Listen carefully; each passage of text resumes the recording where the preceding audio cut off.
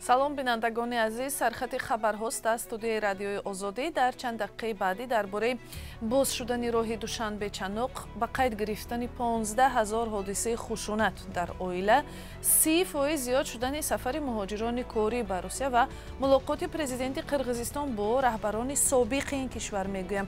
Хабарҳои аз ин бештар ҳам дорем. ширкати мутасаддии нигоҳубини роҳи Душанбе-Чаноқ эълон кард, ки роҳи муҳиме, ки шимоли Тоҷикистонро бо марказ мепайвандад, баъди муддати кӯтоҳи баста будан боз шудааст. ширкати IRS рӯзи 20 феврал дар саҳифааш дар Фейсбук навишт: пас аз поксозии роҳ аз тармаҳои рӯзҳои ахир ҳаракати нақлиёт дар роҳи Душанбе-Чаноқ иҷоза дода шуд. Кумитаи ҳолатҳои фавқулода гуфт, дар як шабонарӯзи гузашта дар роҳҳои Тоҷикистон 9 дафъа тарма ва ё баҳман сабт шудааст ва дар маҷмӯъ аз 15 то 19 феврал дар кишвар 200 мавриди тармафароӣ, 7 ярч ва 6 сангрезӣ мушоҳида гардидааст.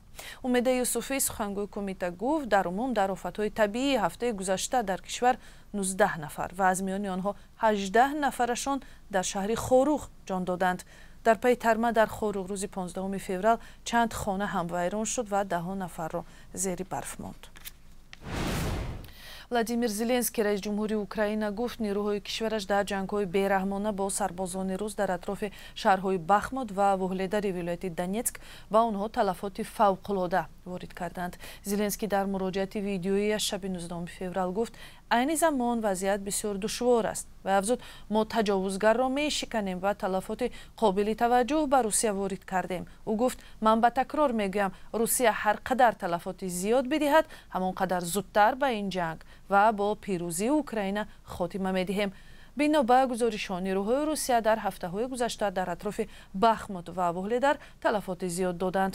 бино ба гузоришҳо, дар ин ҷангҳо сарбозони зиёде аз Украина ҳам талаф ёфтанд, вале ҳеҷ яке аз тарафҳо дар бораи талафоти сарбозонашон иттилоъ намедиҳанд ва таздиқи иддаоҳояшон дар бораи ҷанг ҳам мушкил аст. мақомоти Тоҷикистон мегӯянд, дар муддати 3 солу 8 моҳ дар кишвар беш аз 15 000 шикоят аз зӯроварӣ дар оиларо сабт карданд. бино ба омори Вазорати умури дохилӣ аз соли 2019 то 8 моҳи соли 2022 ба ин вазорат ҳазорон шикоят аз латукуб, бераҳмӣ ва ё бадрафторӣ бо занону мардон ва ё наврасону кӯдакон ворид шудааст.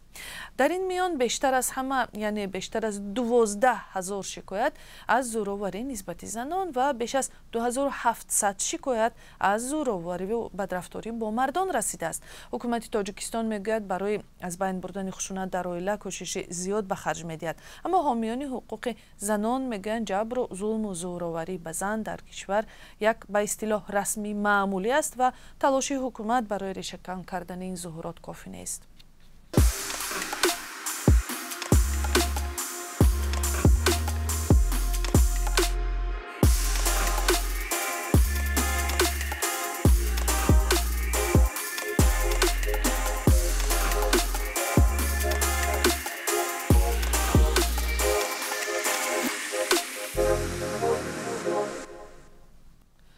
соли 2022 назар ба соли аз он пеш 30% бештар муҳоҷирони корӣ ба Русия сафар карданд ва дар сегонаи аввал шаҳрвандони Ӯзбекистон, Тоҷикистон ва Қирғизистон қарор доранд. хабаргузории русии ТАСС рӯзи 20 феврал бо такя ба таҳқиқоти муассисаи таҳлилии Финэкспертиза навиштааст, ки дар маҷмӯъ соли гузашта 13 миллион нафар ба Русия сафар карданд. тақрибан 3,5 миллион нафари онҳо гуфтанд, ки бо мақсади кор ба Русия омаданд. теъдоди муҳоҷирони кории тоҷик дар Русияро бештар аз 1 миллион нафар медонанд. ба гуфтаи раҳбари ширкати Финэкспертиза, соли 2022 эҳтиёҷ ба кормандони хориҷӣ дар Русия мисли кори курьер, ронанда, таъмиргар, коргарони соҳаи сохтмон ва дигарҳо афзоиш ёфтааст. раис ҷумҳурии Қирғизистон Содир Ҷаборов гуфт, ки поёни ҳафтаи гузашта дар як мулоқоти бесобиқаи тамоми президентони пешини ин кишварро сари як мизи гуфтушунид ба ҳам овард.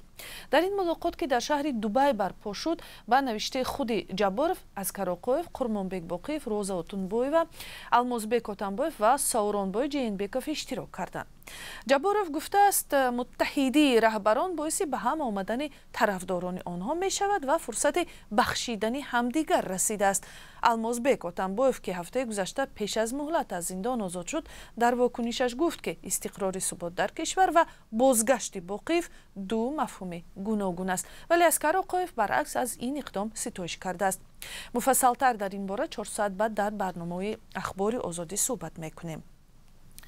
ва ҳоло таваҷҷӯҳ кунед ба қурби асъор. барои имрӯз 20 феврал Бонки Миллии Тоҷикистон қурби 1000 рубли русиро 142 сомонию 50 дирам, 1 доллари амрикоиро 10 сомонию 60 дирам ва 1 евроро 11 сомонию 29 дирам муқаррар кардааст. қурби пули хориҷӣ дар бонкҳои тиҷоратӣ метавонад фарқ кунад. ва ин буд сархати чанд хабар. баъди 4 соат дар ахбори озодӣ вом мехӯрем.